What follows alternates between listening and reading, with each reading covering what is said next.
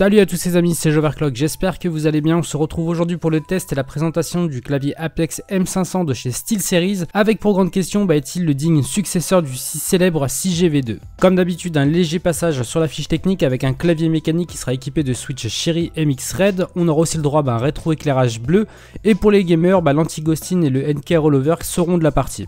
On attaque avec la présentation du produit, et qu'on se le dise tout de suite, ce SteelSeries donne avant tout dans la solidité et la simplicité. Sur la face avant, on retrouve un plastique mat légèrement granuleux. Comme vous le remarquez, on est bien en présence d'un clavier plein format avec la présence du pavé numérique. Au rayon des fonctions multimédia, on va aller retrouver du F5 au F12 avec la gestion du rétroéclairage ou encore des réglages sonores. On a le droit aussi à une petite intention sur le côté gauche avec une inscription SteelSeries. En dessous, on retrouve un plastique gris, encore une fois sans le moindre souci de finition, avec une autre inscription de la marque, mais surtout des pattes de surélèvement plutôt agréables et très costauds. Avec ses 1,2 kg sur la balance, les trois imposants patins en font un modèle très stable, mais pouvant glisser aussi suivant vos envies sur le bureau. Bon point aussi pour les trois saignées sous le clavier qui vous permettront d'orienter le câble sans aucune gêne. Au niveau des switches, c'est que du bon à mon goût, mais c'est surtout votre feeling qui comptera le plus. Alors ce clavier est équipé de Cherry MX Red, des switches qui sont très populaires dans la communauté gaming. Pour les caractéristiques techniques, ces switches rouges sont annoncés avec une durée de vie de 50 millions d'activations, ce qui vous laisse un peu de marge, et ils se déclencheront en milieu de course, soit 2 mm. Pour la partie sonore, c'est relativement correct, toujours pour du switch mécanique, et même parfois un peu plus en sourdine que sur d'autres produits, pourtant équipés de la même façon. Je vous laisse juger par vous-même de la nuisance sonore que peut occasionner cet Apex M500.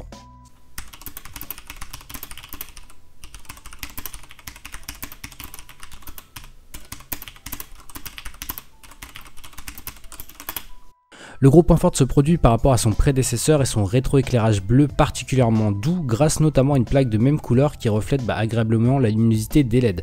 Il y a à disposition deux modes, un fixe et un en respiration, et jusqu'à 4 intensités à modifier au clavier ou via un soft. Et en parlant du soft, voyons ce que donne ce SteelSeries Engine 3. Il vous permettra la sauvegarde de macros ou la personnalisation de profils pour différents jeux et différents périphériques. Pour ce qui est de notre clavier, l'interface est très ergonomique, avec une représentation du produit claire. La possibilité d'intégrer n'importe quelle fonction aux 105 touches du M500 est relativement intéressante. On retrouve aussi la gestion du rétroéclairage sur la droite ou bien même la gestion du pulling rate. En bref, c'est un soft qui est très clair, simple et intuitif. Alors que dire en conclusion de ce produit, je suis globalement satisfait de cet Apex M500, c'est un très bon produit. Alors pour la qualité de fabrication et de finition, c'est du très bon, comme quoi on peut avoir du plastique mais du très bon. Pour le soft, il est clair et précis, quoi de lui demander de plus. Le rétroéclairage, ce qui manquait aussi GV2 notamment, est de la partie et il est très bien réussi, c'est très doux, c'est très agréable à l'œil, ça agresse pas même en pleine nuit. Pour ce qui est du prix, il faut savoir qu'en règle générale il est annoncé à 119 €, mais chez LDLC il est à 99,95 €, qui en fait très clairement un bon produit, même si un peu plus cher que son prédécesseur. Que dire en point négatif sur cet Apex M500? J'en vois un gros pour ma part, c'est l'absence de repos soigné. C'est quelque chose qui est pour moi très important et je ne peux pas faire sans malheureusement. J'aurais bien aimé à la limite qu'il soit optionnel, puisqu'il y en a pas mal d'entre vous aussi qui n'en ont pas l'utilité. Voilà à peu près tout ce que je pourrais lui reprocher. Et voilà, c'est terminé pour cette petite vidéo. En tout cas pour ma part, ça fait plaisir de retrouver des produits sobres et non arrosés d'RGB. Vous connaissez mon opinion sur ce produit, n'hésitez pas à me donner le vôtre dans les commentaires.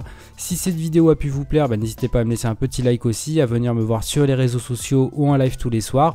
Sur ce, il ne me reste plus qu'à vous souhaiter de passer une très bonne journée. Amusez-vous bien, ciao tout le monde.